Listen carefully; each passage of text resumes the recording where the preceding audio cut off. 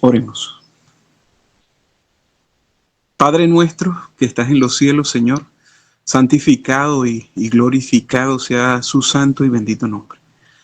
En esta mañana, Señor, esta mañana de sábado, séptimo día de la semana, Señor, venimos ante ti, nos presentamos, Padre Celestial, aún con las dificultades, Señor, que pues se nos han presentado para conectarnos en esta hora. Señor, te damos gracias porque lo pudimos hacer, porque aquí estamos reunidos un grupo de tus hijos, aquellos, Señor, que están día tras día y mañana tras mañana, Señor, buscando comprender este mensaje, el mensaje profético que tú has dado para estos últimos días. Humildemente, Señor, venimos y nos presentamos delante de ti. Somos indignos, Padre Celestial, soy indigno, Padre. Y en medio de esa indignidad nos acercamos a ti, reconociendo que tú eres el único que puedes otorgarnos tu dignidad, Señor, tu preciosa sangre, tu precioso sacrificio. Por lo tanto, Señor, te pedimos que tome nuestro corazón. No es nuestro, siempre como por creación, Señor, y por redención. Cuando te aceptamos, Señor, hemos declarado que tan solo somos administradores de algo que usted nos ha concedido. Nuestro cuerpo ha sido comprado con su preciosa sangre. Pues, Señor, en esta hora le pedimos, le suplicamos que traiga claridad a nuestra mente, Señor, para poder entender el mensaje. Gracias, Padre Celestial, por permitirnos contemplar esta luz en este tiempo en el cual lamentablemente una gran parte de tu pueblo, Señor, está en tinieblas, y mientras pasan los minutos, las horas, los días, Señor, la oscuridad se hace más densa. Permite, Padre Celestial, que al contemplar esto nosotros seamos inducidos a obedecerte, a amarte, a honrarte en nuestras vidas, y por sobre todo, Señor, que podamos compartir con otros las cosas que tú nos haces entender. Levántanos, Señor, con la bendición y con la certeza de que no solamente nos has escuchado, sino que lo que te pedimos conforme a tu voluntad, tú nos los darás, nos los concederás en el momento justo de ser nuestra la bendición. En el nombre de Cristo Jesús lo pedimos todo. Amén. Amén. Muy bien. Muy bien. Ok, entonces comparto la pantalla. Déjenme ubicar en nuestro archivo. Sí. Ok, aquí estamos justo. Estamos en las tablas de Habacuc. Sí, este es el tema número 2. Hemos avanzado, sí, en esta presentación. Precisamente el día de ayer,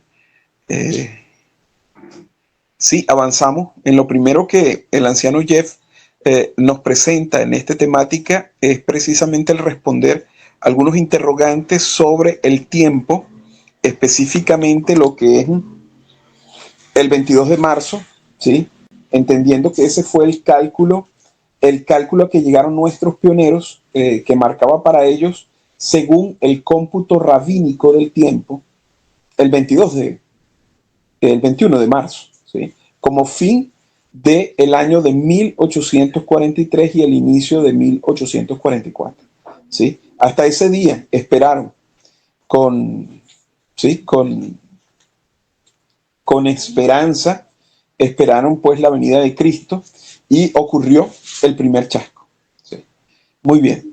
Luego vemos que el anciano Jeff, después que hace la aclaratoria de que los mileritas, luego del chasco, fueron dirigidos a examinar nuevamente lo del tiempo, entendieron que no fue el 21 de marzo el último día del año de 1843, sino que según el cómputo caraíta, ¿sí? El cómputo bíblico, ya que los caraítas eran los judíos que guardaban estrictamente la ley de Moisés, específicamente porque ellos podían ver la primera luna, ¿sí? del mes que se sincronizaba con el mes en que las espigas, ¿sí?, de la cebada aparecían. Por lo tanto, era el cómputo correcto tal cual como la Biblia nos los enseña. El anciano Jeff nos dice que luego de la fecha del chasco, ellos reconocieron que el cómputo bíblico se basaba en el cómputo caraíta, que era el cómputo bíblico, el cómputo que se acercaba más, que era bajo los términos de la escritura. Sí.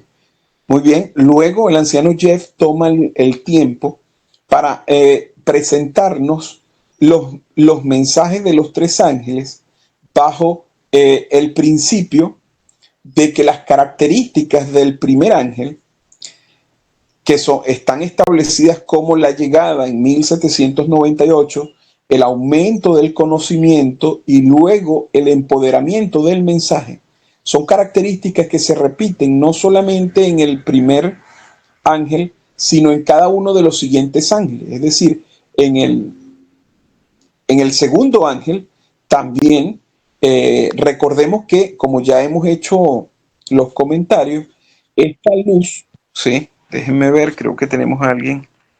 Sí. No, yo lo estoy compartiendo acá en el grupo. Ajá. Entonces, recordemos, ¿no?, que esta luz llegó en el 2012, la luz que ahora nosotros hemos estado durante, bueno, no hemos podido conectarnos en las noches. Sí. ¿Estás tratando de ingresar?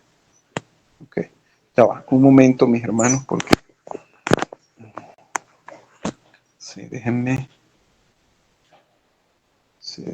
indicar a ver cómo...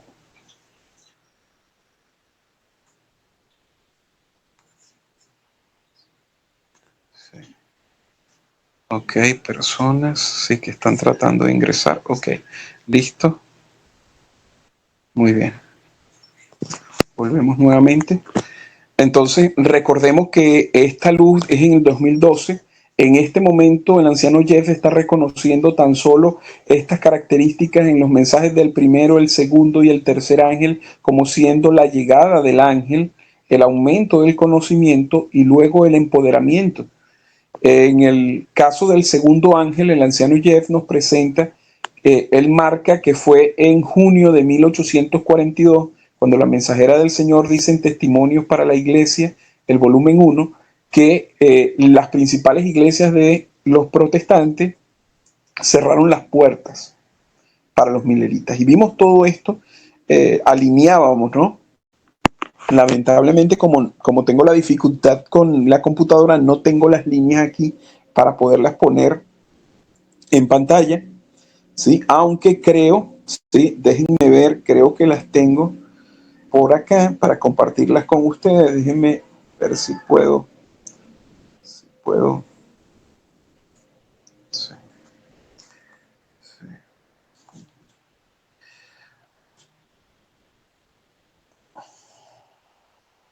Sí, aquí está. Sí, muy bien, muy bien. Ajá, esta es una de las líneas de las que estamos hablando, de las que están siendo identificadas. ¿La pueden ver, mis hermanos? Sí, Carlos. Ok, perfecto.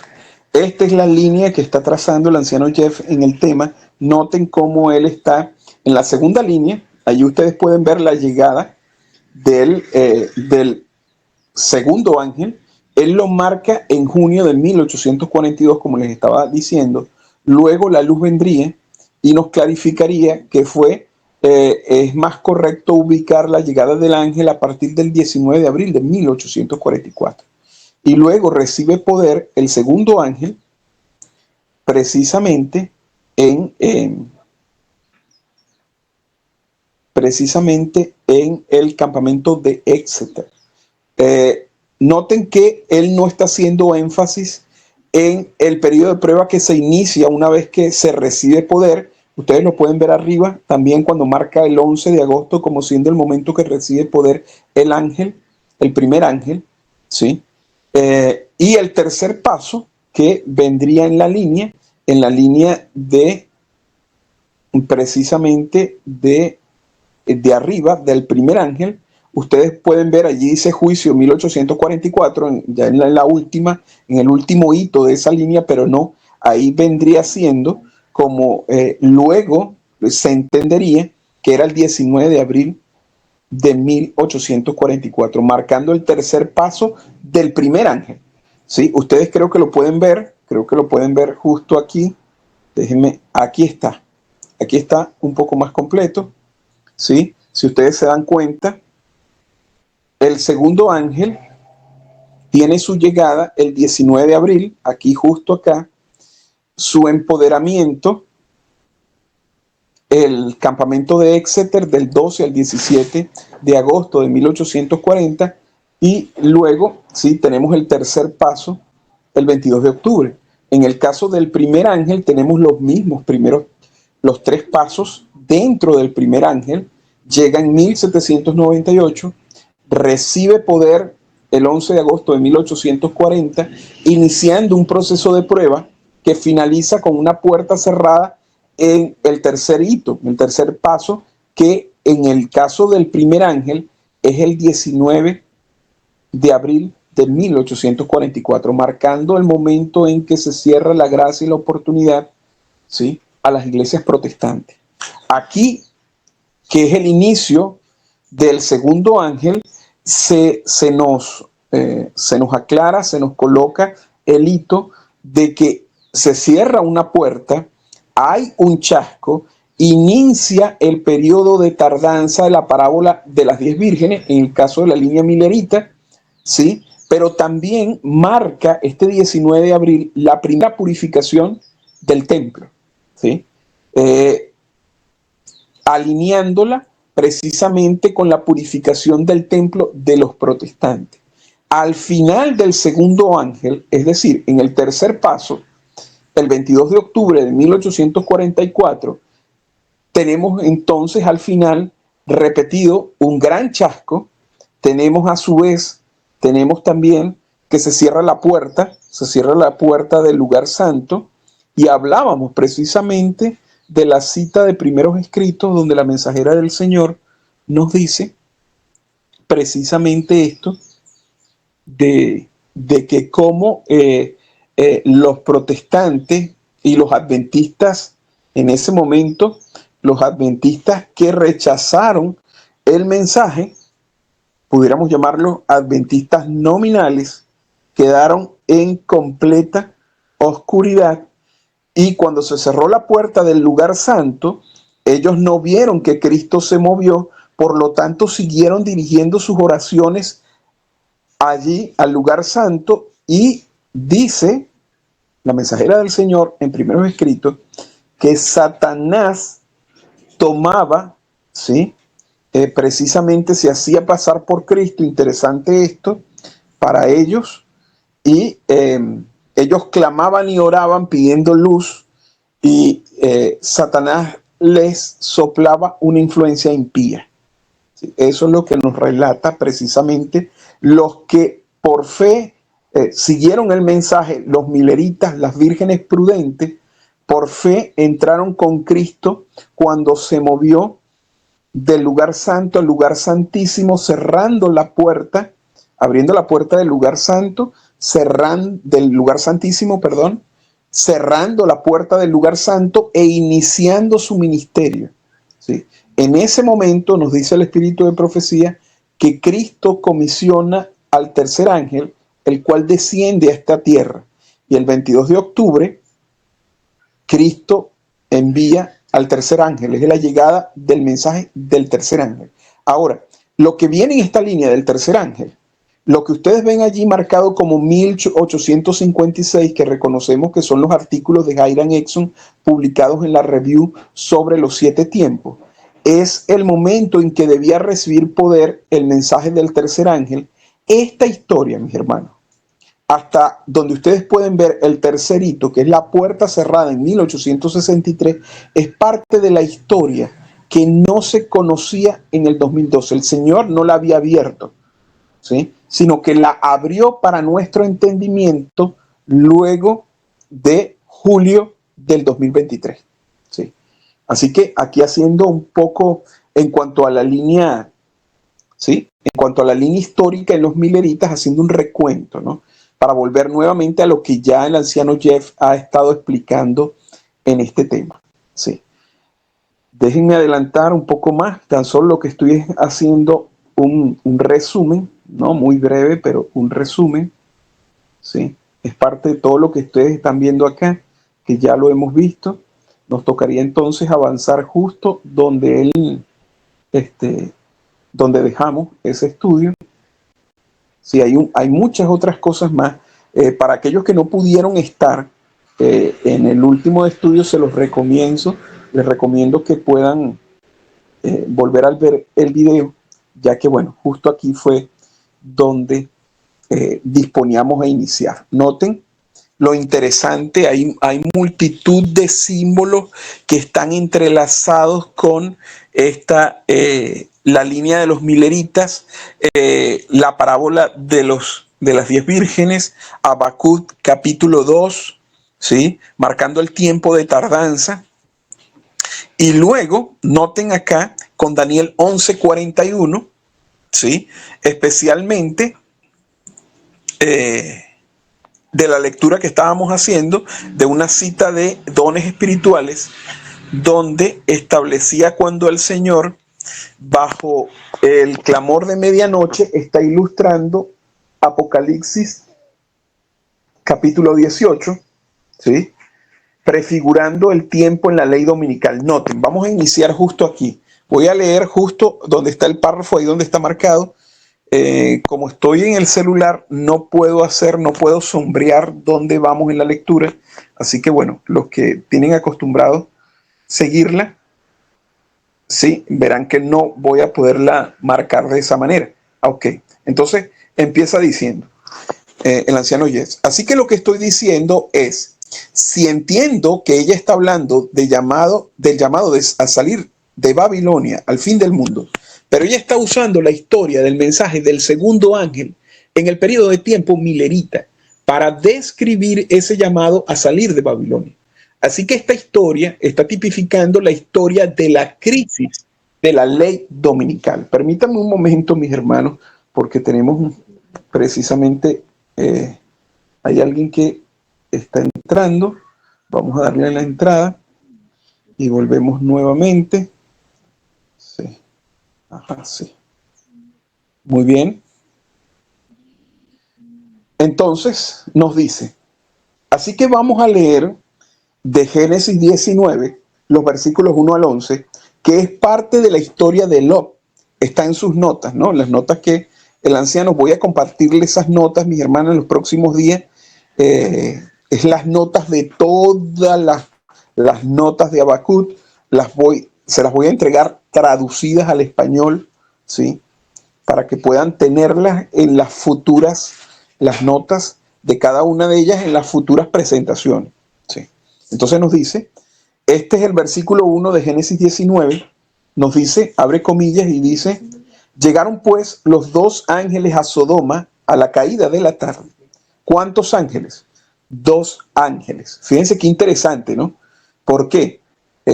Noten que la escritura marca dos ángeles. Y es interesante porque la línea milerita, que va desde 1798 a 1844, está describiendo la historia del primer y del segundo ángel. Dos ángeles. Entonces nos dice, los dos ángeles que vienen a Sodoma, que vienen a Lot, es el mensaje del segundo ángel. Noten lo que está diciendo aquí Jeff, nos los está ubicando directamente, ¿sí? Entonces abre comilla y dice, llegaron pues los dos ángeles a Sodoma a la caída de la tarde, y Lot estaba sentado a la puerta de Sodoma, y viéndolos Lot se levantó a recibirlos, y se inclinó hacia el suelo y dijo, ahora, mis señores, os ruego que vengáis a casa de vuestro siervo, y hagan ¿qué? Y os hospedéis toda la noche.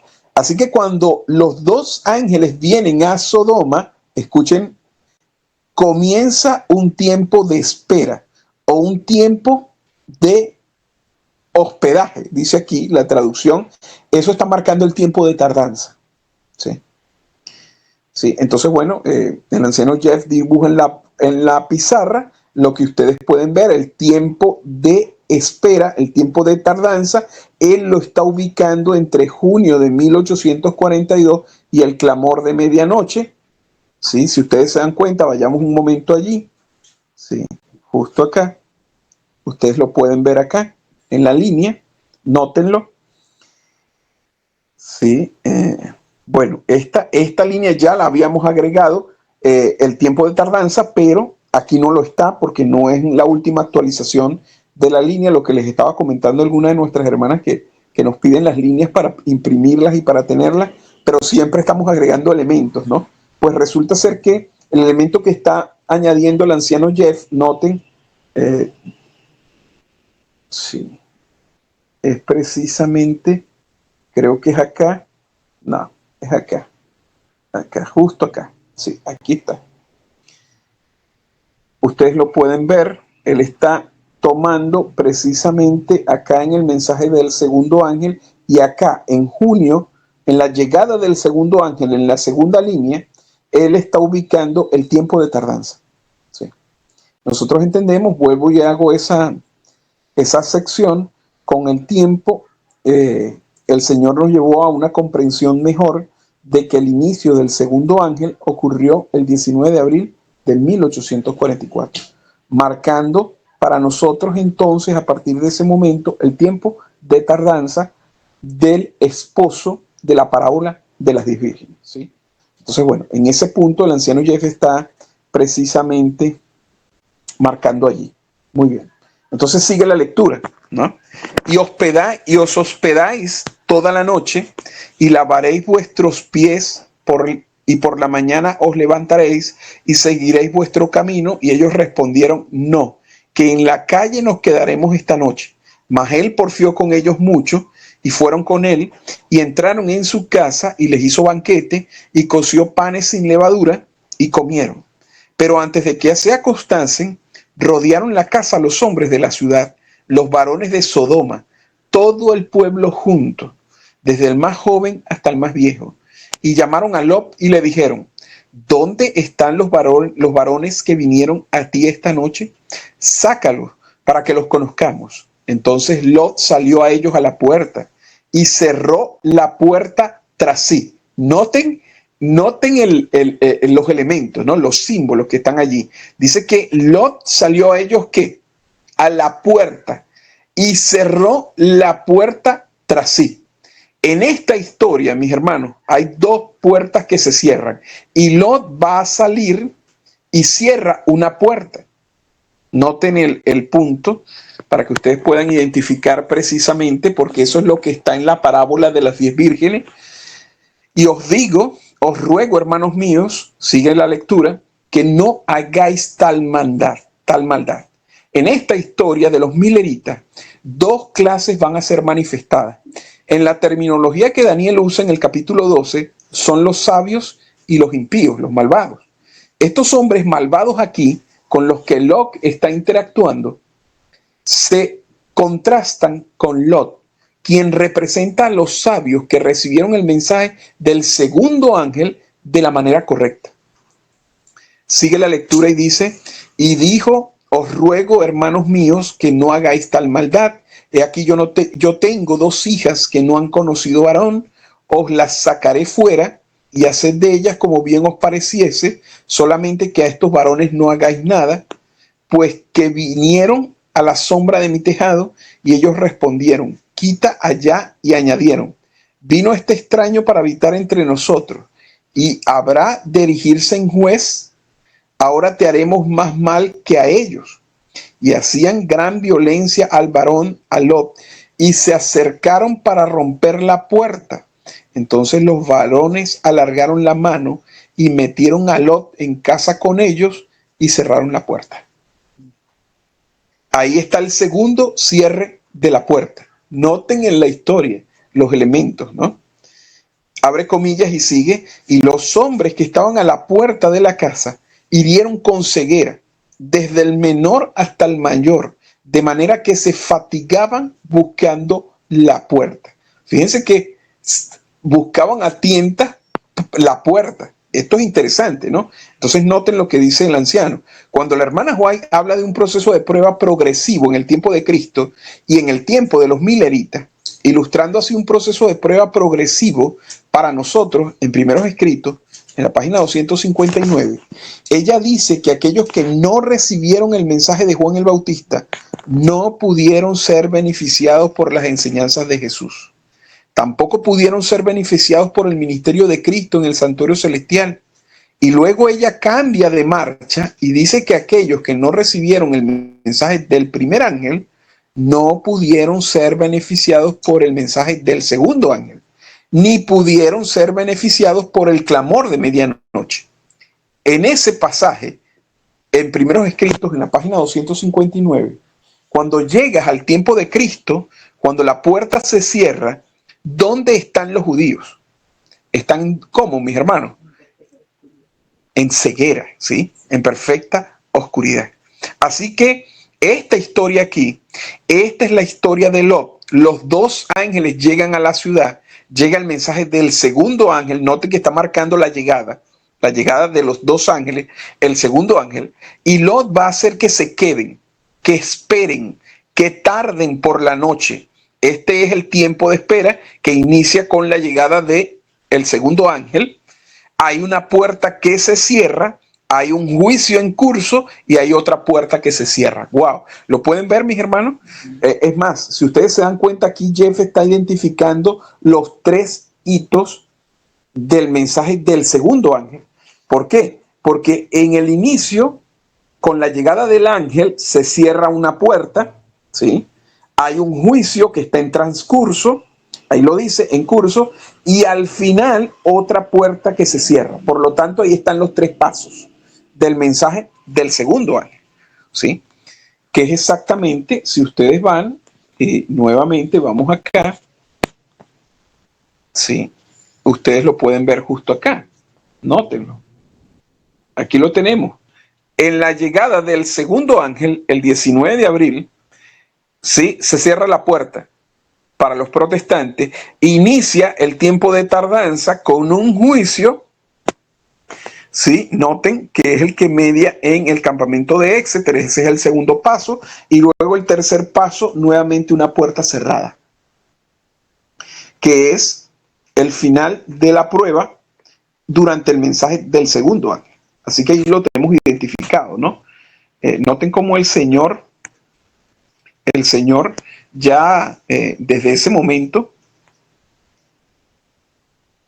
ya identifica con claridad, ¿sí? El mensaje y los tres pasos, ¿sí? Que ahora están mucho más claros para nosotros. Y cuando digo ahora, es en el tiempo en que nos encontramos. Ahora, noten, va a continuar, dice, vamos a mirar otra historia bíblica. Entonces fíjense que hasta este punto hemos visto la primera línea, que es la línea de Lot, Sodoma y Gomorra. Ahora nos dice, vamos a mirar otra historia bíblica donde un tiempo de espera se alinea con la historia milerita. Antes de unir todo esto, la siguiente historia es la historia de Moisés recibiendo instrucciones sobre la construcción del santuario y la ley de Patriarcas y Profetas en la página 314 y 313 y 314, ¿sí? Dice lo siguiente: en el séptimo día, que era sábado, Moisés fue llamado a subir a la nube. La densa nube se abrió a la vista de todo Israel, ¿sí? Y la gloria del Señor brotó como fuego devorador. Y Moisés entró en medio de la nube y subió al monte. Y estuvo Moisés en el monte 40 días y 40 noches. La estancia de 40 días en el monte no incluyó los 6 días de preparación. Así que toda esta historia de Moisés equivale a 46 días en lo que estaba recibiendo instrucciones sobre la construcción del templo, lo cual, mis hermanos, es un paralelo de los 46 años que van desde 1798 hasta 1844, en el que el Señor está levantando el templo milerita, que es paralelo a los 46 años en que Herodes hizo la reconstrucción del templo que se menciona en Juan 2:20, que es paralelo a los 46 cromosomas que posee el templo humano. Noten todos estos símbolos preciosos, ¿sí?, que por años hemos entendido, y hay muchísimos símbolos más, ¿sí? Pero en este periodo de tiempo de 46 días, entonces abre comillas y dice, durante los 6 días Josué estuvo con Moisés y juntos comieron del maná y bebieron del arroyo que descendía del monte, pero Josué no entró con Moisés en la nube y permaneció fuera y continuó comiendo y bebiendo diariamente mientras esperaba el regreso de Moisés. Pero Moisés ayunó durante los 40 días completos. Durante su estancia en el monte, Moisés recibió instrucciones para la construcción de un santuario en el que la presencia divina se manifestaría específicamente. Háganme un santuario para que yo habite entre ellos. Fue el mandato de Dios. Aquí es donde encontramos el número 46 asociado con la construcción del santuario. Pero vamos a leer esto de Éxodo y vamos a notar un tiempo de espera en una historia, porque el tiempo de espera aquí está prefigurado en el tiempo de espera en el tiempo de Cristo y prefigurando el tiempo de espera en el tiempo de los mileritas y prefigurando el tiempo de espera aquí al final del mundo. Noten todo esto, ¿no? Y cuando, mis hermanos, empezó el tiempo de tardanza, el tiempo de espera de la parábola de las 10 vírgenes para nuestra línea final, para nosotros. ¿Cuándo empezó?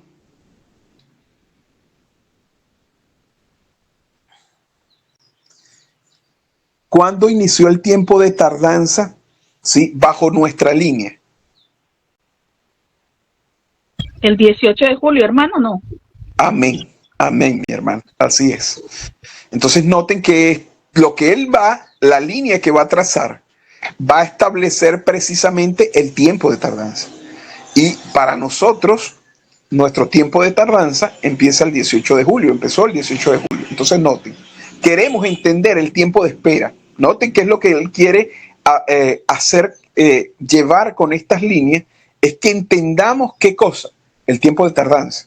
Porque el tiempo de tardanza, este retraso, esto es lo que produce el ambiente que permite que el clamor de medianoche no solo sea proclamado, sino que produzca dos clases de adoradores.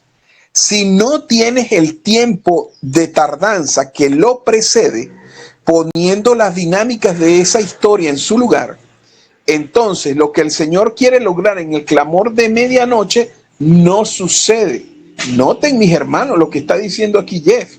Tienes que ver qué representa el tiempo de espera. Noten, él lo que está diciendo es que sin un chasco no puede haber un tiempo de tardanza y por lo tanto no puede haber un clamor de medianoche. Y si no hay un clamor de medianoche, entonces no hay, ¿sí? No hay dos clases manifestadas. Y finalmente no habría un juicio, ¿sí? Es lo que nos conduce a la línea. Sí, es a donde él quiere decir que el tiempo de tardanza es clave, que lo entendamos. Entonces sigue diciendo, así que de Éxodo 24, el versículo 1 dice, dijo a Moisés, sube ante Jehová tú y Aarón, Nadab y Abiú y 70 de los ancianos de Israel, y os inclinaréis desde lejos. Versículo 6.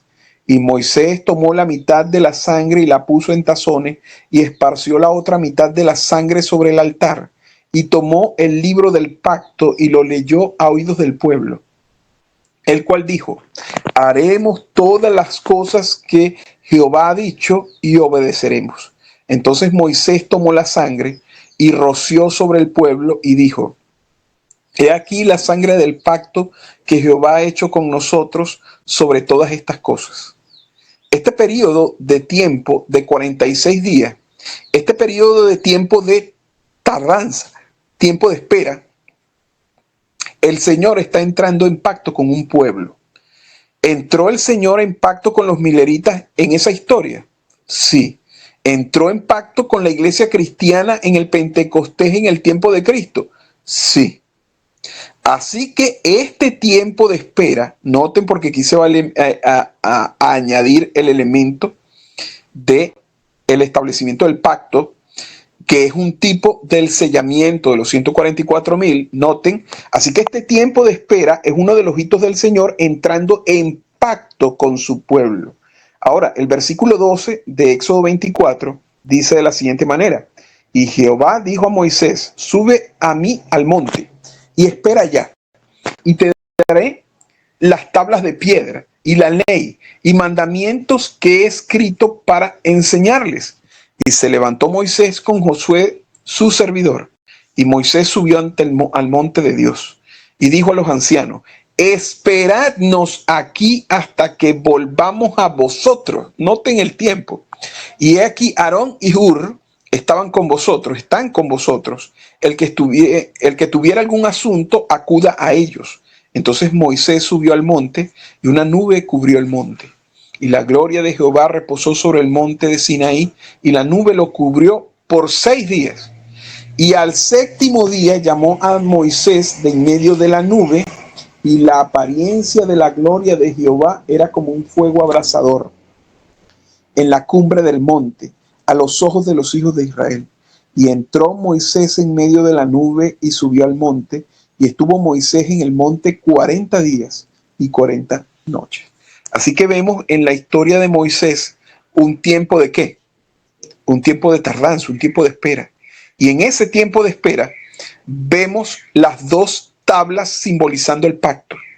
El Señor está entrando en pacto, les está dando a Moisés instrucciones sobre la construcción del templo. Sabemos que desde 1798 hasta el año de 1844, ¿sí? Esos 46 años, el Señor está levantando el templo milerita para que puedan entrar en pacto con el Israel moderno.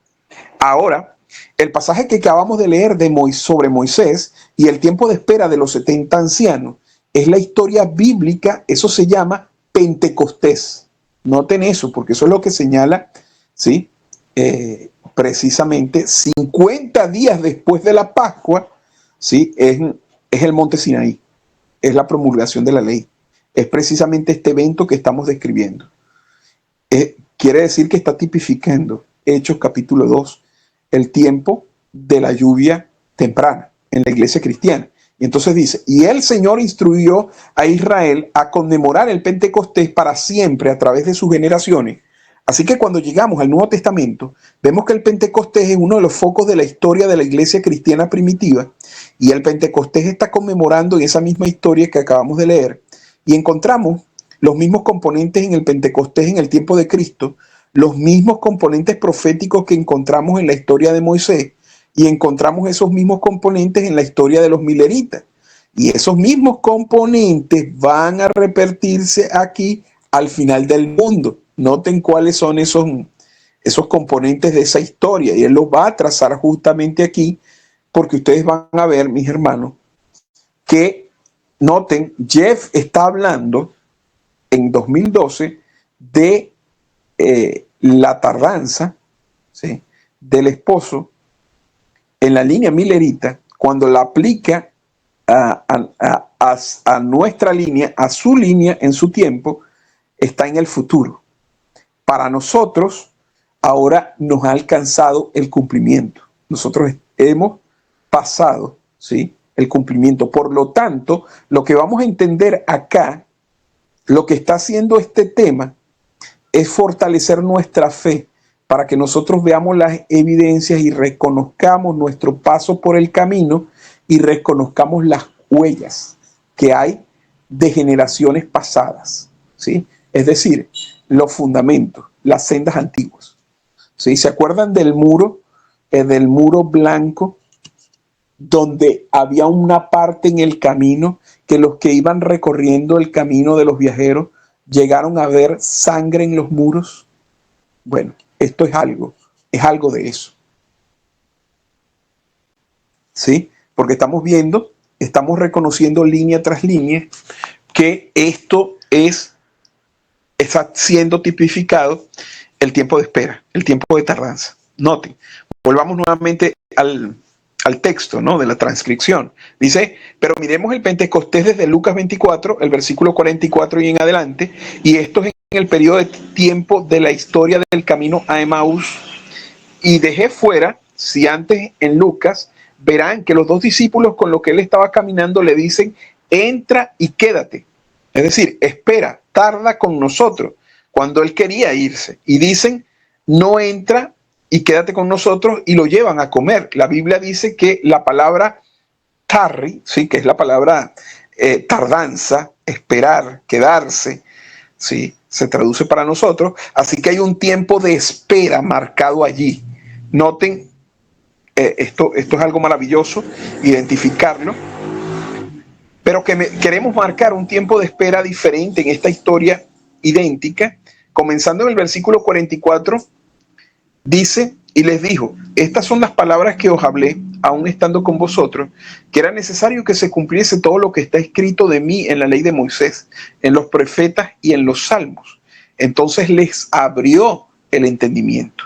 Entonces el anciano Jeff cierra comillas y nos dice, en esta historia de aquí, el tiempo de espera es producido por un malentendido de los mileritas sobre el año en que predecían que el Señor regresaría. Tenían un malentendido no solo del año, que decían que era 1843 y luego encontraron que era 1844. Tenían malentendidos sobre el día del año, tenían algunos malentendidos, pero en esta historia de aquí, el Señor va a cubrir su entendimiento. De hecho, eso es lo que es el clamor de medianoche. El clamor de medianoche es el Señor abriendo el entendimiento de Samuel Snow para que pueda compartir este entendimiento con los mileritas. ¡Wow! ¡Qué tremendo esto!, ¿no? Porque entonces, no sé, corríjame ustedes si de repente puedo estar errado, pero creo que sería la aplicación. El clamor de medianoche, es decir, julio de 2023, es el Señor abriendo el entendimiento del anciano Jess para que pueda compartir este entendimiento con Futuro para América, con todos aquellos que estén dispuestos a verlo. Que no solo es en 1844 cuando el Señor va a regresar, sino que es el 22 de octubre de 1844, y es esta verdad la que impulsa el mensaje. Tremendo, ¿sí? Porque no lo traje a nosotros, la última parte, cuando dice que no solo es en la ley dominical cuando el Señor va a ejercer juicio, sino que es en la ley dominical, ¿sí? Y esa verdad es la que impulsa el mensaje, ¿sí? ¿Qué es lo que está diciendo? Lo que no se cumplió el 18 de julio se va a cumplir en la ley dominical, que se alinea con el 22 de octubre, ¿sí? Que es el juicio, ¿sí?, sobre los Estados Unidos, ¿sí?, al proclamar, ¿sí?, la ley dominical nacional, que está marcando la ruina de los Estados Unidos, y el tercer AE viene para ser usado como instrumento de ejecutar los juicios de Dios precisamente en este tiempo. Así que noten, y estos son cosas, mis hermanos, como lo he mencionado, como hago casi siempre, es el 2012 cuando está siendo traído a nosotros.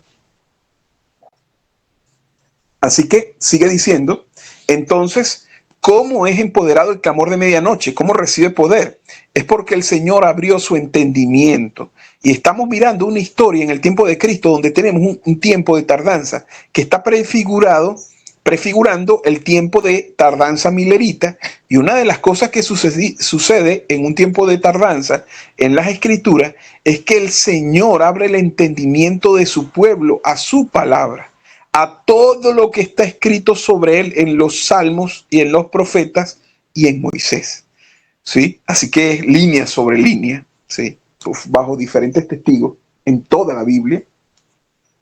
Sigue diciendo, así que de vuelta a Lucas dice, entonces les abrió el entendimiento, noten, para que comprendiesen las Escrituras, y les dijo, así está escrito, y así fue necesario que el Cristo padeciese y resucitase de los muertos al tercer día, y que se predicase en su nombre el arrepentimiento y el perdón de pecados en todas las naciones, comenzando desde Jerusalén. Noten eso. Y vosotros sois testigos de estas cosas. He aquí yo enviaré la promesa de mi Padre sobre vosotros, pero quedaos, esperad, tardad vosotros en la ciudad de Jerusalén hasta que seáis investidos de poder desde lo alto. Entonces noten aquí que aquí está identificando propiamente el tiempo de tardanza, cuando la orden que le da es quedaos ¿en dónde? Esperad ¿en dónde? En Jerusalén, ¿sí? Hasta que descendiese ¿qué? La promesa del Espíritu Santo. Y eso es Hechos capítulo 2. Ahora noten, sigue diciendo, el tiempo de espera marca qué se supone que deben hacer según como lo expresa Lucas, quedarse, esperar en Jerusalén. ¿Para qué? Para ser empoderados, responde la audiencia, ¿no? Y aquí es donde tiene lugar el empoderamiento del mensaje. Así que para los mileritas, ¿qué significa esperar, tardar? Esperar, bienaventurado el que espera. ¿Espera qué? ¿Qué está esperando? El empoderamiento, es decir, el derramamiento del Espíritu Santo. Verán, no pueden entender el empoderamiento, que es el clamor de medianoche, a menos que entiendan el tiempo de espera donde se les ordena esperar ese poder. Es parte de la historia, así que tienen que entender esa parte de la historia si quieren que la luz establecida detrás de ustedes continúe brillando. Tienen que entender toda esta historia. Alabado sea el Señor, mis hermanos. ¿Sí? Si usted quiere entender el por qué el Señor ha hablado por medio de esos artículos que hemos venido estudiando, los cuales identificamos como el clamor de medianoche, usted tiene que entender toda esta historia. Usted tiene que ser establecido, usted tiene que ser afianzado sobre esta verdad. Y note, ahora hermanos y hermanas, tal vez no estén entendiendo a dónde voy con esto, pero mañana verán a dónde vamos con esto. Hay 3 profecías que llevan a los mileritas a un concepto erróneo que causa el tiempo de tardanza, que causa el primer chasco. Esas profecías son lo que trajo el tiempo de espera, que trajo esa condición de esperar el empoderamiento. Y estas 3 profecías resultan ser las mismas 3 profecías que William Miller dice que se les dio el comienzo para 1335 días, para los 2520 y para los 2300 días. Si entienden que el tiempo de espera es un componente específico del clamor de medianoche, y lo es, entonces tienen que preguntarse qué produjo el tiempo de espera. Y si hacen eso, entonces descubren que son estas 3 profecías de tiempo, los 1335, los 2520 y los 2300 días. Y entonces entienden que si van a desechar esta profecía y esta profecía, están negando el clamor de medianoche y caen del sendero al mundo malvado de abajo. Hacia allá nos dirigimos con todo esto. Entonces noten, mis hermanos, la importancia, ¿sí?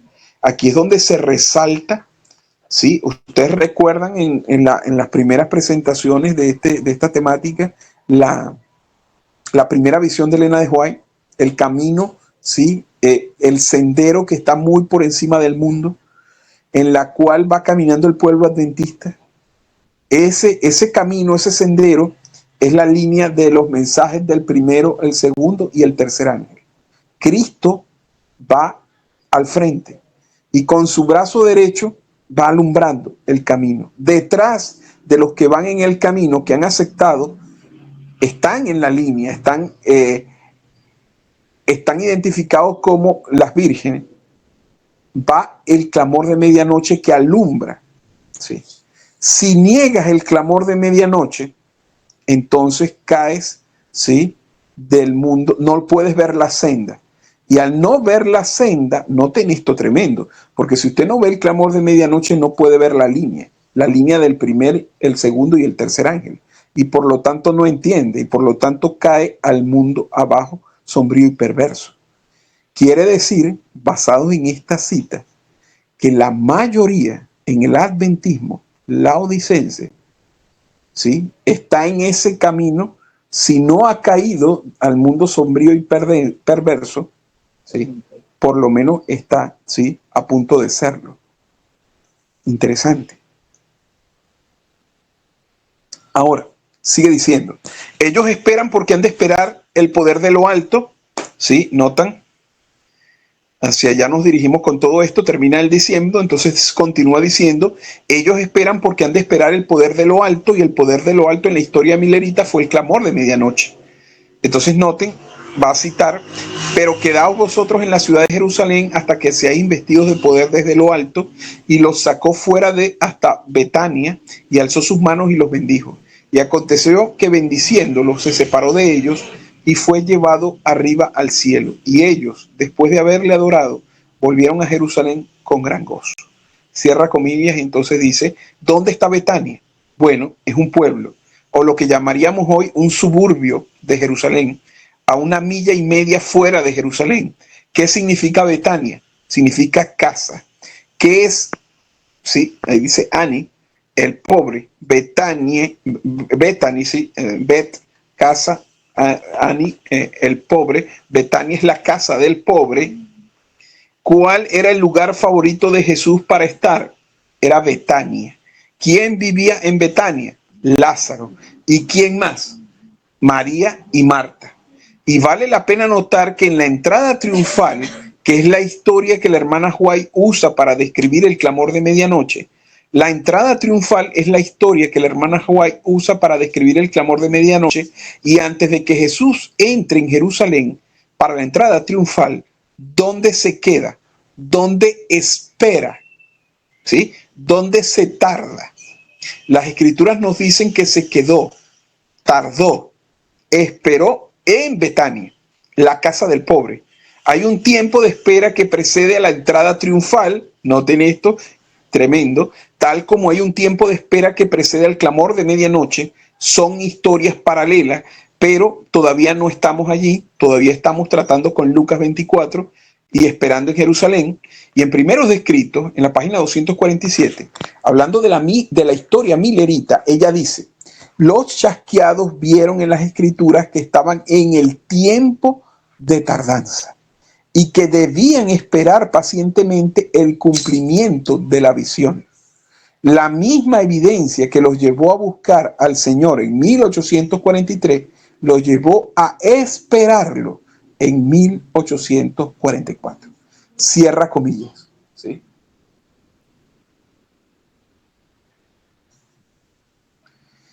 En esta historia, justo aquí, los mileritas tuvieron su entendimiento de las escrituras abierto.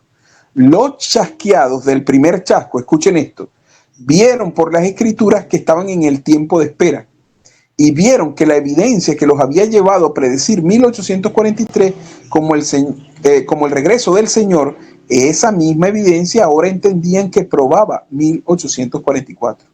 ¿Qué había hecho el Señor por ellos? Había abierto, ¿qué cosa? Su entendimiento. Esta es una historia paralela a la historia de los discípulos. Alabado sea el Señor, mis hermanos, ¿sí? Porque ¿qué es lo que ha hecho el Señor desde julio de 2023 con nosotros? Incluso desde antes, incluso desde luego del 18 de julio, ¿sí? Andábamos a tientas, andábamos buscando precisamente las escrituras, viendo qué era lo que había acontecido, qué había sucedido. Estábamos buscando luz con respecto a lo que había sucedido. No habíamos abandonado, ¿sí? Para algunos de los que están aquí y para este servidor en ese tiempo, no habíamos abandonado el mensaje. Tan solo estábamos esperando en el Señor que trajese luz. ¿Y el Señor qué hizo, mis hermanos?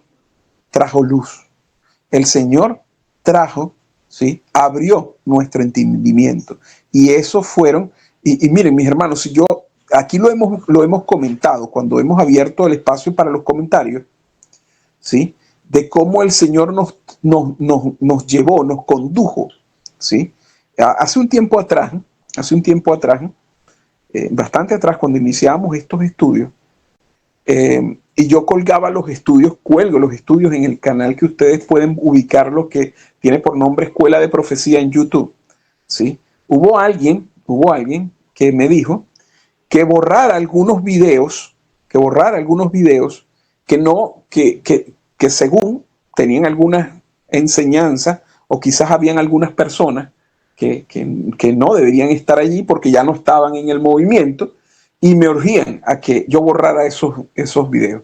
Y recuerdo, aunque no fue de una manera directa, pero recuerdo que mi respuesta fue: no los voy a borrar, porque eso es borrar cómo el Señor nos estaba guiando a procurar entender su palabra. Era parte de nuestra experiencia, ¿sí?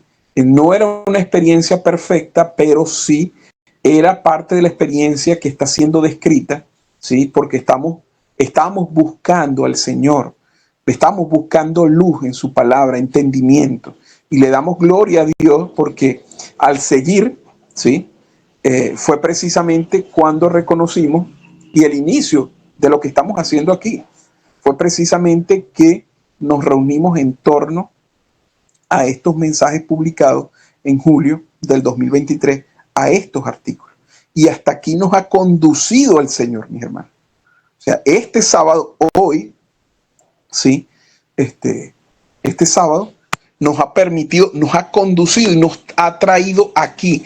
Por lo tanto, al mirar hacia atrás, por lo menos este servidor no podía llegar y borrar ninguna parte de la experiencia pasada, aun cuando no era perfecta. ¿Sí? Ahora, volviendo nuevamente acá, justo aquí, nos dice, hay un tiempo de espera en la historia de Jacob. De hecho, creo que es el primer tiempo de espera anotado en las Escrituras. No es en Lot, pero no, es en Lot, sí, dice él, pero es tiempo de espera. Abre tantas luces proféticas que solo vamos a repasarlo rápidamente y decir de antemano que no podemos tratar con todas ellas. Noten que Jeff está diciendo que tan solo está tomando algunas, ¿sí? Algunas de las historias, ¿sí? Como las que ya hemos visto aquí, como la que acaba de mencionar, la de Lot. Ahora va a hacer una pequeña mención sobre la historia de Jacob, en la cual se encuentra un tiempo de tardanza, y hay muchísimas otras líneas más, ¿sí? Pero que tan solo para objeto de este estudio van a ser traídas acá. Ahora escuchen, vean esto, ¿sí? Génesis capítulo 28, comenzando con el versículo 10. Dice, estamos diciendo que la historia de Jacob es una historia que está prefigurando el fin del mundo.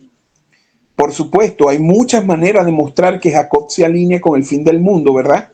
¿A quién representan los hijos de Jacob al final del mundo? A los 144,000. Así que pueden ver que Jacob es un símbolo del fin del mundo y que esos hijos fueron producidos de ¿cuántas esposas? 4 esposas. Pero 2 de ellas eran sus esposas y 2 eran concubinas. Él tenía 2 esposas principales, ¿verdad? Raquel y Lea. Y tuvo que comprar esas esposas, por así decirlo, ¿verdad? ¿Cómo las compró? Trabajó por ellas 2,520 días por Lea y 2,520 días por Raquel. Así que justo ahí, en el ADN de Jacob, vemos ambos 2,520, el del reino del norte y el reino del sur. Así que cuando llegamos a esa historia, este 2,520 puede ser rastreado de vuelta a Jacob. Así que Jacob es un símbolo de la historia milerita. Es un símbolo de los 144,000. Su historia debería aportar algo de luz para nosotros aquí al final del mundo. Así que el versículo 10 de Génesis 28 dice de la siguiente manera. Salió pues Jacob de Berseba y fue a Harán y llegó a un cierto lugar y durmió. Y noten que ahí se establece, ¿no? Esperó, ahí tardó toda aquella noche, porque el sol se había puesto y tomó las piedras de aquel lugar y puso su cabecera y se acostó en aquel lugar y soñó. Y aquí una escalera que estaba apoyada en tierra y su extremo tocaba en el cielo. Y aquí ángeles de Dios que subían y descendían por ella. Y aquí Jehová estaba en lo alto de ella, el cual dijo: yo Jehová, el Dios de Abraham, tu padre, y el Dios de Isaac, la tierra en la que has estado acostado, te la daré a ti y a tu descendencia. Y será tu descendencia como el polvo de la tierra, y te extenderás al occidente, al oriente, al norte y al sur, y todas las familias de la tierra serán benditas en ti y en tu simiente.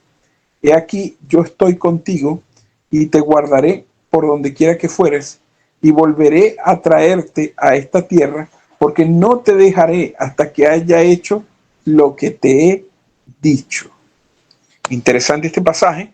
Ahora noten, ¿qué está haciendo el Señor con Jacob? Está entrando en pacto. Y cuando el Señor está entrando en pacto con Jacob, con Moisés y los hijos de Israel, hay un tiempo de ¿qué? Hay un tiempo de espera. Y cuando el Señor está entrando en pacto con Jacob, hay un tiempo de espera. Y cuando el Señor está entrando en pacto con el Israel moderno, en la historia milerita, hay un tiempo de espera. Y cuando el Señor está entrando en pacto con la iglesia cristiana en el Pentecostés, hay un tiempo de espera. ¡Wow! Noten todas las líneas, mis hermanos. ¿Qué sucedía entonces luego del 18 de julio? Luego que reconociésemos el tiempo de espera. El Señor está entrando en pacto, ¿sí?, con aquellos que lo reconocen, con aquellos que han esperado, ¿sí? Es decir, que los 1335 días, cuando dice, bienaventurado el que espere y llegue, ¿sí?, a 1335, es que llega ¿a dónde? Es al tiempo de espera. Y noten que ese es el versículo 12 de Daniel 12. Y si usted toma los números, 12 por 12 son símbolo de ¿qué? ¿El resultado de qué? De 144. El Señor entrando en pacto con los 144,000. ¿Sí? Aquellos que entienden los 1335 días. ¿Notan ahora ustedes, mis hermanos, la importancia profética de los símbolos? Cuando hoy usted tiene al adventismo, ¿sí?, reaplicando los periodos proféticos de Daniel 12, usted no puede entrar en pacto con el Señor. Usted no puede, proféticamente hablando, no ubica el pacto del Señor, ¿sí?, que son los símbolos de los 144,000. Es decir, usted no entiende el tiempo del sellamiento. Eso por decir algo, porque en el adventismo hay muchas posiciones. La gran mayoría cree en que los 1335 días no se han cumplido, que se van a cumplir con la ley dominical, ¿sí? Es así como lo miran mucho. Y hay una gran mayoría en el adventismo que no tiene ni idea de qué significa los 1335 días. No entiende qué es eso. ¿Sí? Ahora, noten a dónde estamos. Ahora, ¿qué más hay en esa historia? Dice el anciano Ye. En ese tiempo de espera, lo último que estábamos discutiendo es qué hizo el Señor por los discípulos en el camino de Emaús. Abrió su entendimiento. ¿Y a qué entendimiento abrió? A la Biblia. ¿Cómo abre nuestro entendimiento a la Biblia? ¿Cuáles son los mecanismos de ello? Noten esto, interesante. Son los ángeles que descienden y ascienden esa escalera, que es el símbolo de la comunicación entre Dios y los hombres. Así que este símbolo de la escalera está marcando simbólicamente un aumento de conocimiento en todas estas historias. Continuando, abro comillas y dice, y despertó Jacob de su sueño. Hay un tiempo de despertar en la historia de los mileritas. ¿Cómo se llama? El clamor de medianoche. Noten, es el clamor el que despierta a las vírgenes. Las vírgenes estaban como Jacob, estaban soñando, estaban durmiendo. Y el clamor, he aquí viene el esposo, salid a recibirle, ¿sí?, los despierta. Y despertó Jacob de su sueño y dijo, ciertamente Jehová está en este lugar, y yo no lo sabía. Y tuvo miedo, dijo, cuán terrible es este lugar.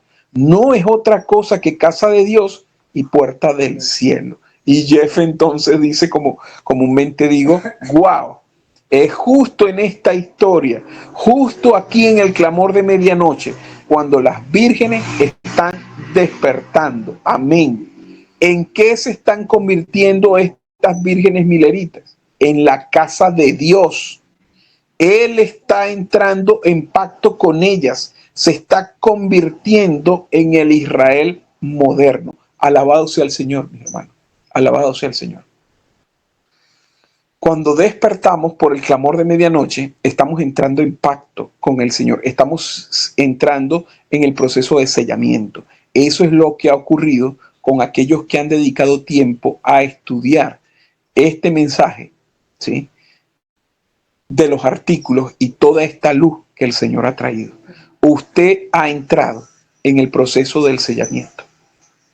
Sigue diciendo, y se levantó Jacob de mañana y tomó la piedra que había puesto de cabecera y la alzó por señal y derramó aceite encima de ella y llamó el nombre de aquel lugar Betel, el Dios, Bet casa, la casa de Dios, aunque Luz era el nombre de la ciudad primero. Note que Luz cambiando, ¿sí? ¿Eran los mileritas el pueblo de Dios en 1798? No. La historia de los mileritas es la historia de cómo él entra en un pacto con los mileritas y los hace su pueblo. Él los está cambiando de Luz a Betel. Noten, fíjense esto, porque aquí lo que él está es diciendo, lo que está estableciendo es el hecho, ¿sí? Es el hecho, ¿sí?, de que noten esto, porque esto es sumamente interesante, porque él está identificando el hecho de que un pueblo que no era pueblo está entrando en pacto. Pero para entrar en pacto con un pueblo que no era pueblo, el pueblo que era pueblo ha dejado de ser su pueblo, ¿sí? No sé si me logran captar lo que estoy tratando, me estoy haciendo entender, ¿sí? Es decir, los mileritas están entrando en pacto con el Señor luego del chasco, luego de el tiempo de tardanza, en el tiempo del clamor de medianoche, ¿sí? Porque el pueblo antiguo ha sido dejado de lado. Por lo tanto, el Señor entra en pacto, ¿sí?, con un nuevo pueblo. Ahora, noten, el canal de comunicación que está representado por los ángeles ascendiendo y descendiendo en la escalera, que es Cristo, también está representado en el libro de Zacarías. Y la hermana White comenta sobre esto en la Review and Herald el 20 de julio de 1897. Está representado de manera diferente, sin embargo. Entonces noten, esta cita la conocemos, ¿sí? Los ungidos que están delante del Señor de toda la tierra tienen una posición dada una vez a Satanás como querubín cubridor. Por medio de los seres santos que rodean su trono, el Señor mantiene una comunicación constante con los habitantes de la tierra. Noten, hay una comunicación constante. Esa es la escalera, solo que aquí ella no va a usar escalera como símbolo. Noten esto. Esto está describiendo nuestra experiencia, hermano. Sigue diciendo, el aceite dorado representa la gracia con la cual Dios mantiene suministradas las lámparas de los creyentes para que no parpadeen y se apaguen, si no fuera porque este aceite santo es derramado desde el cielo en los mensajes del Espíritu de Dios. Las agencias del mal tendrían control total sobre los hombres. ¿Sí?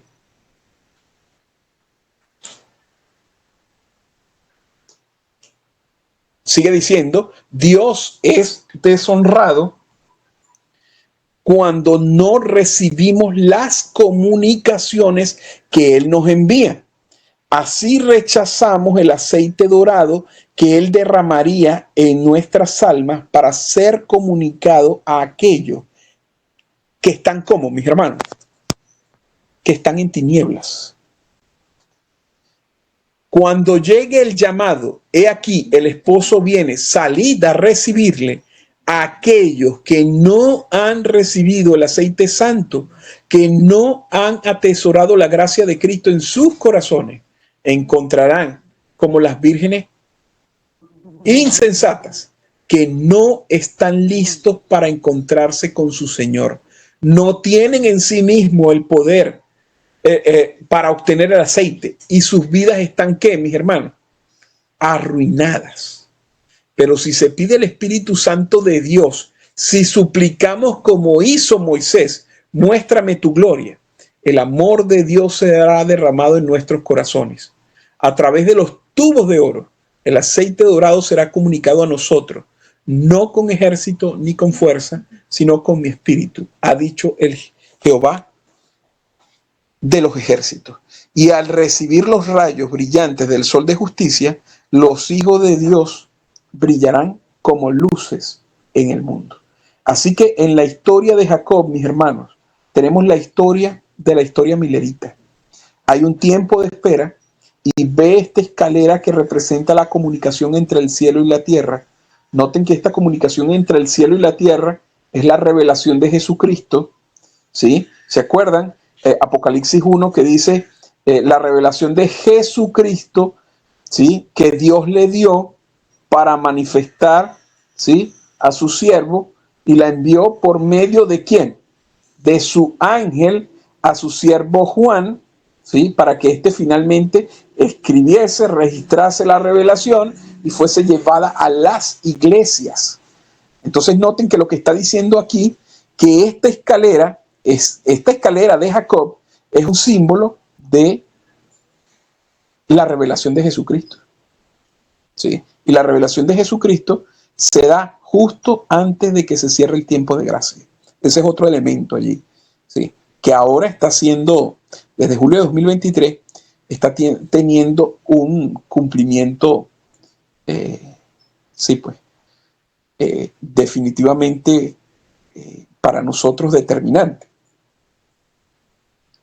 Ahora, sigue diciendo, hay un tiempo de espera, ve esta escalera que representa la comunicación entre el cielo y la tierra, pero Zacarías nos habla de estos dos tubos de oro. Una escalera tiene varias varas principales, dos varas principales, rieles, postes, como queramos llamarlo, pero ¿cómo los llama Zacarías? Dos tubos de oro. Y nosotros debemos recibir los mensajes que descienden de la escalera del cielo y comunicarlos a otros, y si hacemos eso, nos convertimos así en parte de la escalera, parte del proceso de comunicación. Alabado sea el Señor. Pero la hermana Joy aquí, ¿con qué acaba de vincular esto? Con la parábola de las 10 vírgenes. ¿Y qué estaba sucediendo en la historia milerita? Estaban cumpliendo la parábola de las 10 vírgenes, porque este tiempo de espera, el tiempo de espera de Jacob, el tiempo de espera de Mateo 25, es el tiempo de espera aunque la visión tardare, espérala, de Habacuc 2. Así que esto aquí, esta es la historia de Jacob, esta es la historia de Zacarías, son los mismos tiempos de espera. ¿Y qué marca el tiempo de espera entre estas cosas? Marca que el Señor está a punto de aumentar el entendimiento de sus seguidores en la palabra de Dios. Y si no recibes ese aceite santo, ¿qué eres? Eres una virgen insensata. Y cuando llega a esta historia aquí, cuando esa puerta se cierra, si eres una virgen insensata, ¿qué sucede, mis hermanos? La hermana Joy tiene una declaración, las palabras más tristes que jamás se hayan oído. No os conozco. Esta escalera, este tiempo de espera, no se puede separar del tiempo de espera del clamor de medianoche. El tiempo de espera es lo que produce el derramamiento del Espíritu Santo, que abre el entendimiento del pueblo de Dios a la palabra en el clamor de medianoche. Y si les proporciona, y se les proporciona, noten, el aceite que les da la distinción entre las vírgenes sabias y las vírgenes insensatas. ¡Wow, mis hermanos! Noten que es el mensaje que hemos recibido, que nos hace ser distintos entre por eso es que es una prueba. El mismo mensaje es una prueba. El mismo mensaje en sí por las verdades que encierra, pero también porque tiene el poder para producir la transformación necesaria en nosotros. Tiene el poder santificador de Cristo.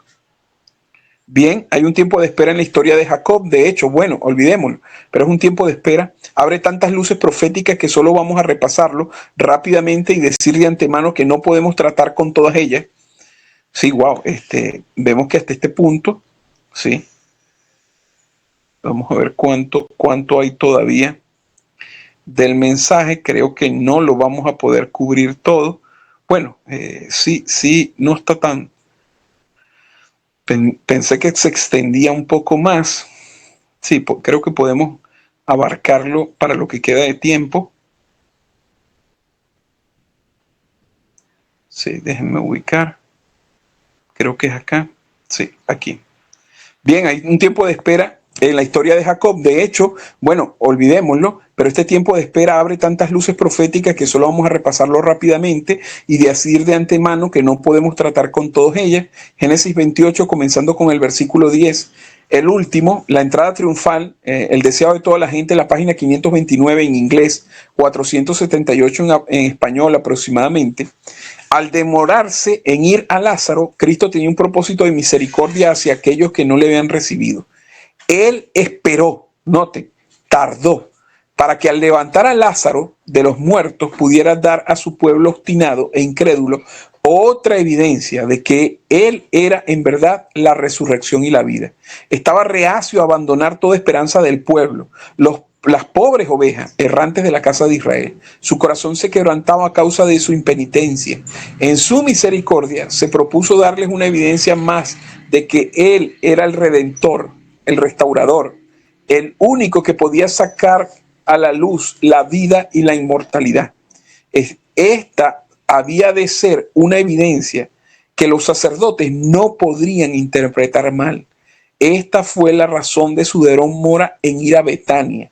Este milagro culminante, la resurrección de Lázaro, había de poner el sello de Dios sobre su obra y sobre su pretensión a la divinidad. Y cierra comillas, y entonces el anciano Jet dice: justo aquí, en el clamor de medianoche, el Señor está levantando a las vírgenes prudentes en esta historia. Y esto aquí es una ilustración del proceso de sellamiento. Los 1000 levitas están siendo, ¿qué cosa? Están siendo sellados. Y así proveyendo una ilustración del sellamiento de los 144,000. ¿Y cuál es la elección de Lázaro? ¿Cuál es la elección de Lázaro? ¿Qué Cristo tiene la habilidad de tomar a alguien que está muerto en delitos y pecados? ¿Quién está muerto? En el pasaje con Lázaro, ¿cómo define Cristo la muerte? Duermen.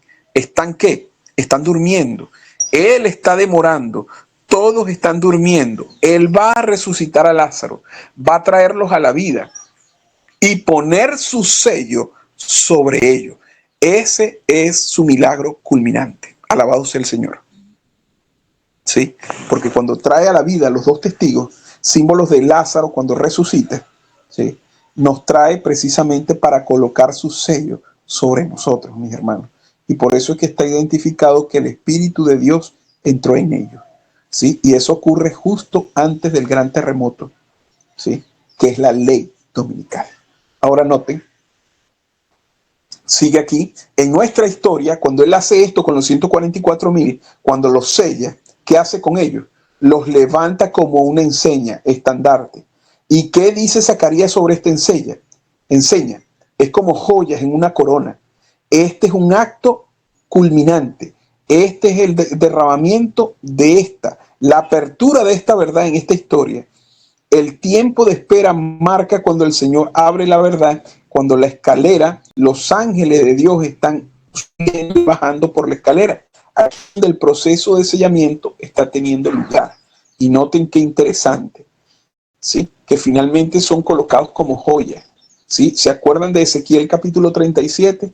Una vez que el Señor ha juntado a Efraín, ¿sí?, a las tribus del norte, y ha juntado a Judá, el reino del sur, entonces tienen un rey sobre ellos. Esto es exactamente lo mismo. Aunque Jeff no lo está trayendo, pero como él dijo, hay muchas historias que ilustran esto, y Ezequiel 37 es una. Ahora noten, la tarde se había pasado en gran parte cuando Jesús envió a sus discípulos a la aldea de Betfage, la casa de los higos no maduros, porque Él está a punto de maldecir la higuera, la nación judía, porque no trajeron los frutos que se suponían que debían traer. La tarde se había pasado en gran parte cuando Jesús envió a sus discípulos a la aldea de Betfage, diciendo: id a la aldea que está enfrente a vosotros, y luego hallaréis una asna atada y un pollino con ella, desatadla y traédmelos. Y si alguien os dijere algo, decid, el Señor lo necesita, y luego los enviará. Esto fue la primera vez durante su vida de ministerio que Cristo consistió en cabalgar. Y los discípulos interpretaron este movimiento como una indicación de que estaba a punto de afirmar su poder y autoridad real y tomar su posición en el trono de David. Noten, y ahora lo ven, Ezequiel 37, ¿sí?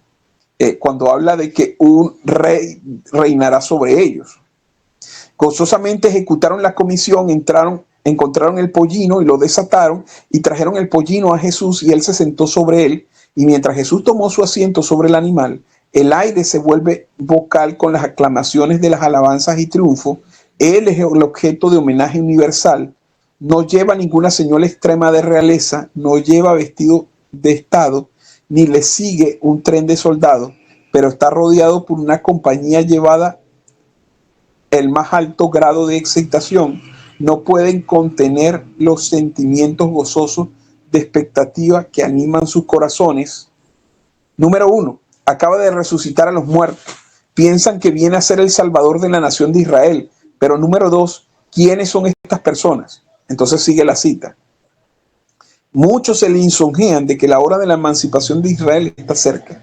En su imaginación velan a los ejércitos romanos dispersos y expulsados de Jerusalén y la nación judía una vez más libre del yugo opresor. De labio a labio pasa la pregunta: ¿representará él en este tiempo el reino de Israel? Muchos en la multitud recuerdan la palabra del profeta: alégrate mucha hija de Sión, da voces de júbilo, hija de Jerusalén. He aquí tu rey vendrá a ti, justo y salvador, humilde y cabalgando sobre un asno. Cada uno se esfuerza por superar el otro en responder el pasado profético. Los gritos resuenan desde las montañas y valles. Hosana al Hijo de David, bendito el que viene en el nombre del Señor. Hosana en las alturas. Ningún luto ni ningún lamento se oye en esa maravillosa procesión. No se ven cautivos en cadenas de humillación.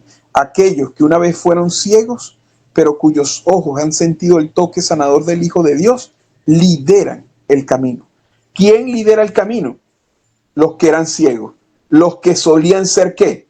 Laodicenses. ¡Wow! Tremendo, ¿no? Ahora noten, ya a punto de terminar, porque está aquí final en la cita, noten, se aprietan al lado de Jesús, mientras uno, a quien él ha resucitado de los muertos, guía al animal sobre el cual está sentado. Aquellos, una vez sordos y mudos, con oídos abiertos y lenguas desatadas, ayudan a aumentar las alegres hosanas. Los lisiados, ahora con pasos ligeros y corazones agradecidos, son los más activos en cortar ramas de palma y esparcirlas en el camino, como su tributo de homenaje al Salvador poderoso.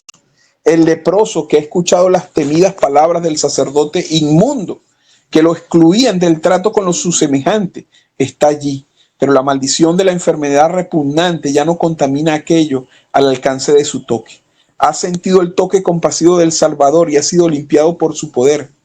Aunque pone su manto sin mancha en el camino del Redentor exclamado: oh, dad gracias al Señor porque Él es bueno, porque para siempre es su misericordia.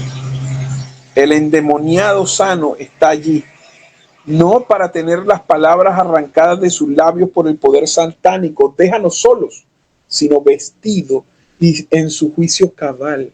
Añade su testimonio al de los demás. El Señor ha hecho grandes cosas por mí, por lo cual estoy alegre. El deudor restaurado está allí. Sus lenguas, una vez paralizadas por el poder de Satanás, retoman el canto de regocijo. Él está tratando con los muertos de sus tumbas.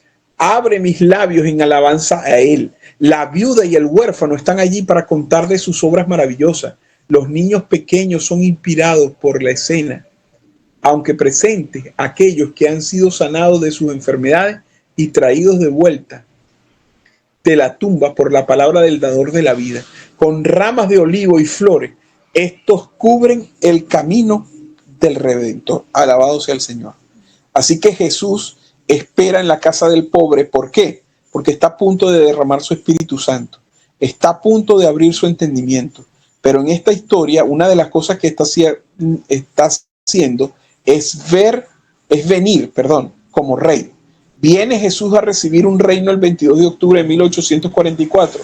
Oh, sí, esta es la entrada triunfal. Y allí están aquellos que van a levantar el clamor de medianoche. ¿Y quiénes son estas personas? Son personas que han sido transformadas por el poder de Cristo.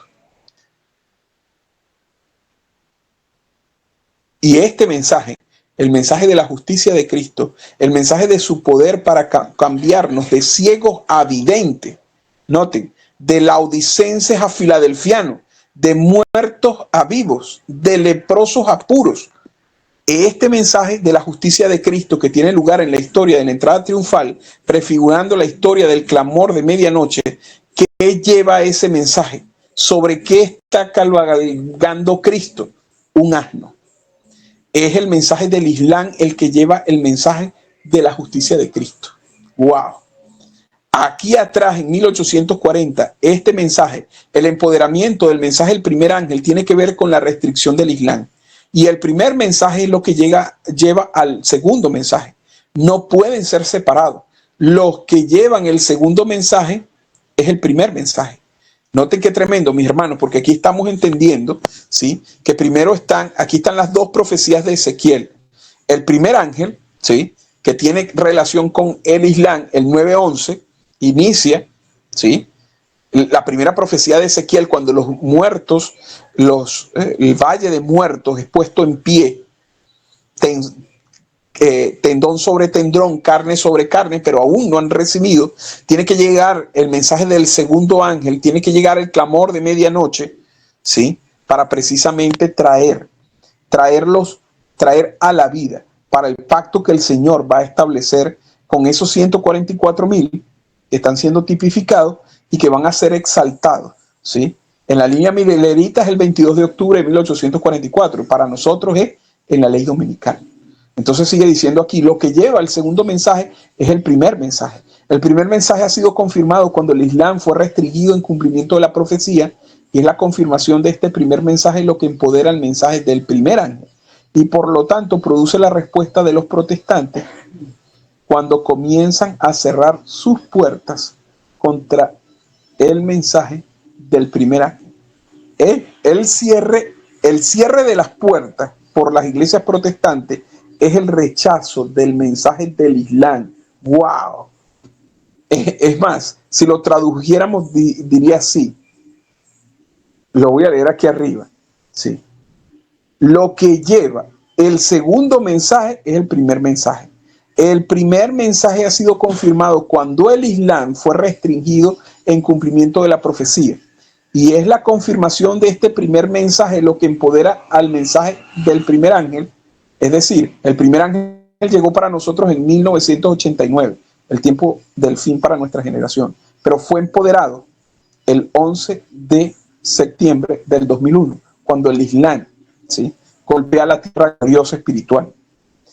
Y por lo tanto, produce la respuesta de los protestantes, produce la respuesta de los adventistas laodicenses cuando comienzan a cerrar sus puertas contra el mensaje del primer ángel. Y el cierre de las puertas por la iglesia adventista laodicense es el rechazo del mensaje del Islam. ¡Wow! ¡Ay, tremendo! Tremendo, hermano. Alabado sea el Señor. ¡Wow! Todo esto es una confirmación tremenda, mis hermanos. Tremenda. Pero noten, miren cómo termina, ya este es el último párrafo. Pero esta historia de aquí está prefigurando nuestra historia. Noten cómo Jeff está diciendo esto en el 2012. Noten que sucede lo mismo que sucede cuando leíamos los artículos que él estaba anunciando que Donald Trump sería el octavo de entre los 7, el 20 de enero del 2025, meses antes. está sucediendo lo mismo.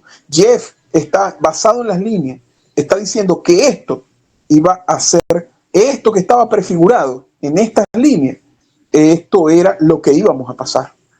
Esto era lo que iba a experimentar. Carlos, Adelante, una pregunta. El primer ángel es el rechazo de la iglesia y el segundo es el rechazo del Islam al mensaje del 25-20, ¿no? Yo entendí, hermana, que en 1989 empieza el primer ángel, ¿cierto? Y amén, es el tiempo del fin, entendí yo. Y que es empoderado, el mensaje es empoderado con la caída de las Torres Gemelas, el 11 de septiembre, ¿cierto? Es lo amén, que yo entendí. Y ahora es lo que está diciendo el hermano allí.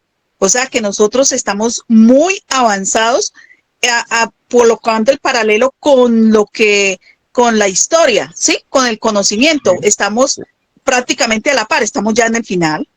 Estamos en el final. Ya no hay nada de historia. O sea, estamos prácticamente, sí, por eso es que tenemos la ley dominical está a las puertas. Noten, hermana, lo que acaba de decir la hermana, lo que acaba de estructurar la hermana y la pregunta de nuestra hermana Marla. Miren, aquí está, en la línea de los 144,000. Noten que se alinea con la línea del milerita, ¿no? Pero como estamos observando nuestra línea, ¿cuándo llega el primer ángel? Según lo que vemos ahí, el primer paso llega ¿en dónde? En 1989, que es el tiempo del fin para nuestra generación. ¿Qué versículo tenemos para establecer a 1989? Lo de la Rusia, lo de la caída, eso de...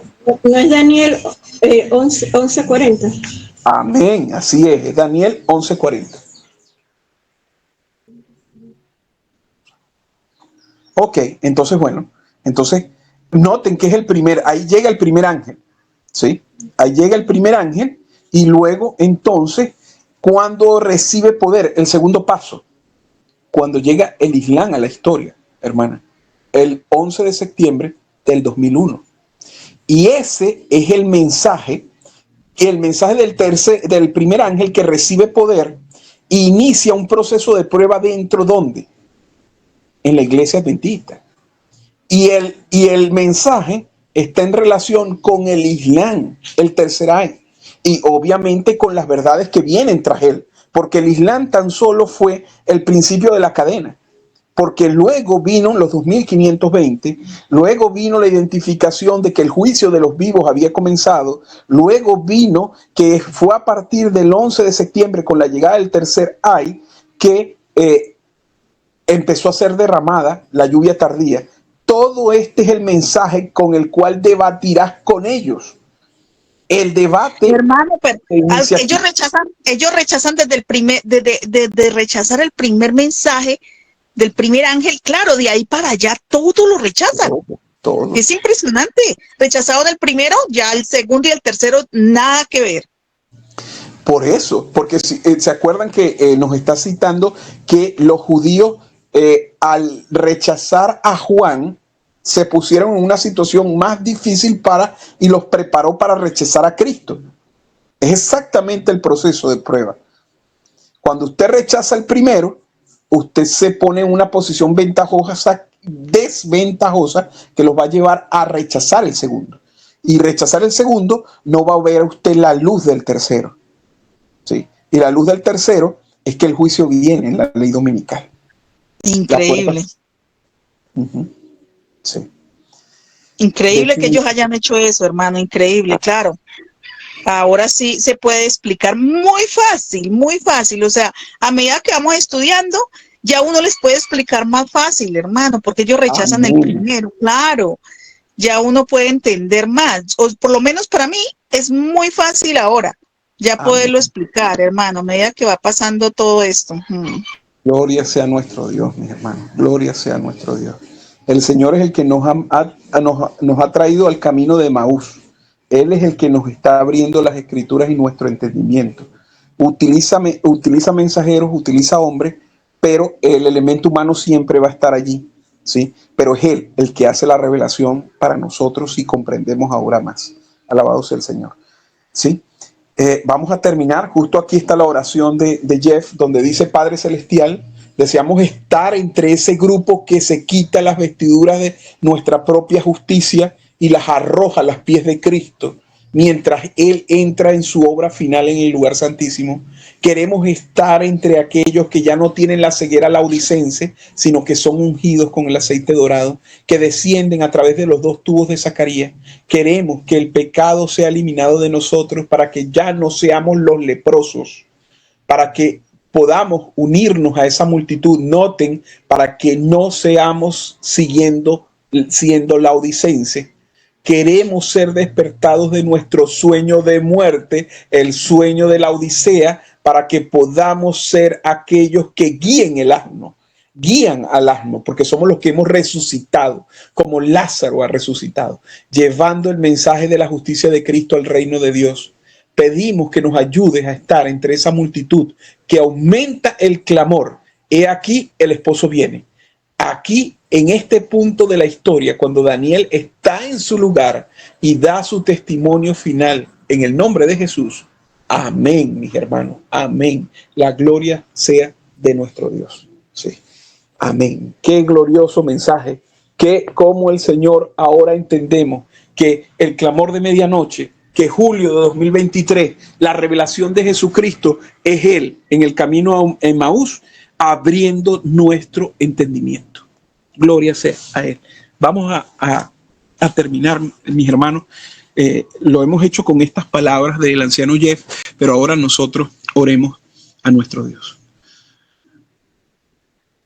Amantísimo Padre Celestial, en esta hora, Señor, te queremos dar gracias, Padre, gracias infinitas, Señor, por darnos este mensaje, por tomarnos entre aquellos discípulos como lo hiciste, Señor, en el camino de Emaús, a Cefas, Señor. Ahora hemos sido tomados nosotros, Padre Celestial, humildemente aceptamos esto, no con seguridad carnal, Padre Celestial, pero sí reconociendo que estás tú, Señor, delante nuestro.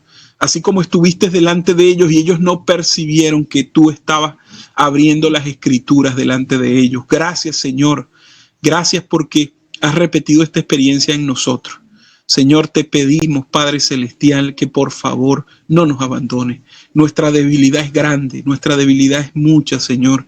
Y algunas veces, Señor, nuestra vista se va y no la seguimos posicionando en ti. Por momentos somos inducidos a creer, Señor, que estamos fuera. Pero no, Señor, que confiemos en ti, que tú harás esta obra perfecta en nosotros. Gracias, Señor. Levántanos con tu bendición para cada uno de mis hermanos que está en esta hora. En el nombre de Cristo Jesús lo pedimos todo. Amén.